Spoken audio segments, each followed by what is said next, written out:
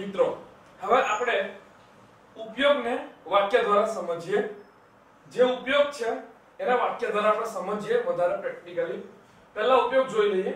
ક્રિયા વર્તમાનમાં પૂરી થઈ જાય અને તેની અસર વર્તમાનમાં જ્યાં સુધી દેખાય ત્યાં સુધી પૂર્ણ વર્તમાનકાળનો ઉપયોગ થાય છે।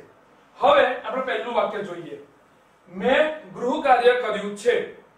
મેં ગૃહ કાર્ય કર્યું છે એનો મતલબ કે મારી ગૃહ કાર્ય કરવાની ક્રિયા પૂર્ણ થઈ ગઈ છે। એથી તમે જોશો કે ક્રિયા વર્તમાનમાં પૂરી થઈ ગઈ છે અને અત્યારે વર્તમાનમાં પૂરી થઈ ગઈ હોય એની અસર દેખાય છે, એટલા માટે આ વાક્ય આપણે પૂર્ણ વર્તમાન કાળમાં લઈશું। મેં ગૃહ કાર્ય કર્યું છે। I have done homework। આ ક્રિયા પૂર્ણ થઈ ગઈ છે કારણ કે ગૃહ કાર્ય કરવાની ક્રિયા પૂરી થઈ ગઈ છે, એટલે આ વાક્ય પૂર્ણ વર્તમાન કાળમાં આવશે। હવે બીજું વાક્ય જોઈએ।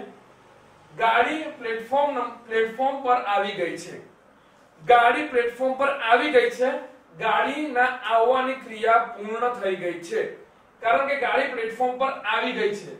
તમે જોશો કે ક્રિયા વર્તમાનમાં પૂરી થઈ ગઈ છે અને એની અસર આપણને દેખાય છે કારણ કે ગાડી પ્લેટફોર્મ પર ઊભી છે, એટલે આ વાક્ય પણ પૂર્ણ વર્તમાન કાળમાં આવશે।